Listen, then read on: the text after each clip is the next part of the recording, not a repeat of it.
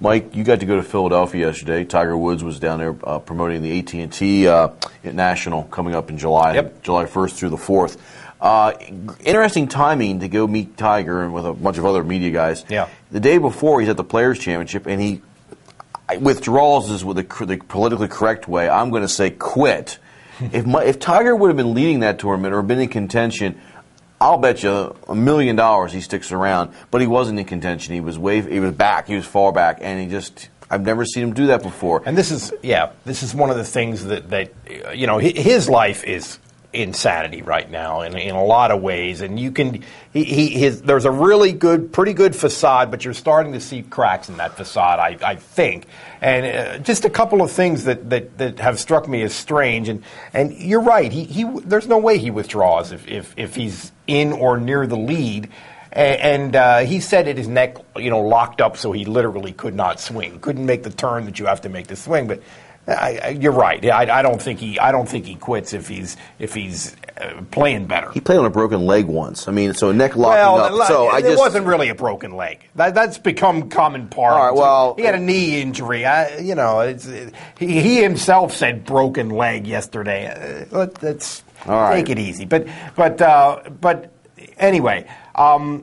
This is a guy who has a reputation for being the ultimate competitor. There are stories about him as a junior golfer where his dad would admonish him that you never quit, you never stop fighting. Every second you're on the golf course, no matter what. And lately we've seen some situations where in the Masters he had a little 18-inch putt and he just kind of indifferently slapped at it and missed it.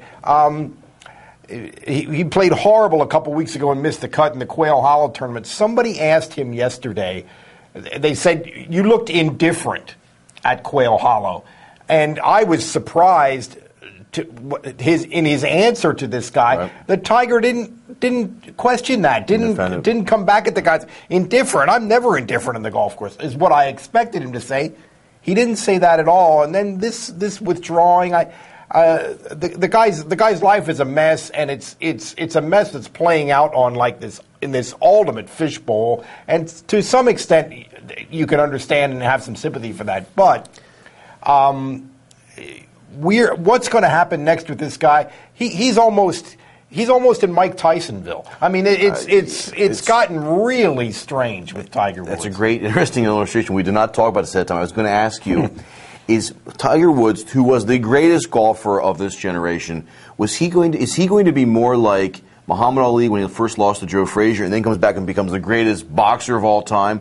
Or is he going to be like Mike Tyson? When Mike Tyson got knocked out the first time, he was never the same. Tiger, when he had that driveway incident, it screwed up his drive. It screwed up what happens on the fairways. So much of golf. Which way is it going to go from? Well, we don't know. So much of golf.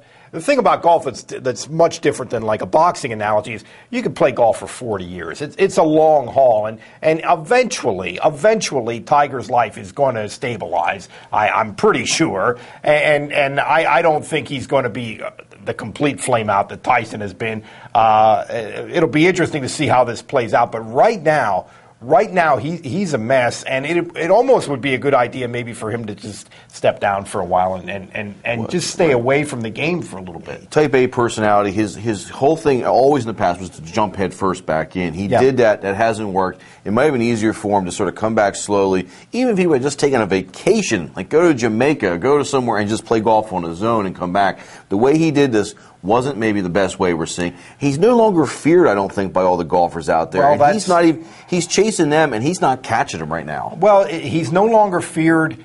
I think people, observers, media, and whoever, no longer has this trust in his judgment just because this guy's the most successful guy person on earth, so he must know what he's doing. So now everybody's questioning sort of the sort of general manager type decisions that he makes about his own career. I would never have dreamed that what's happened to Tiger Woods would have happened to him in the sense that this sort of impenetrable wall that he had has a lot of cracks in it right now.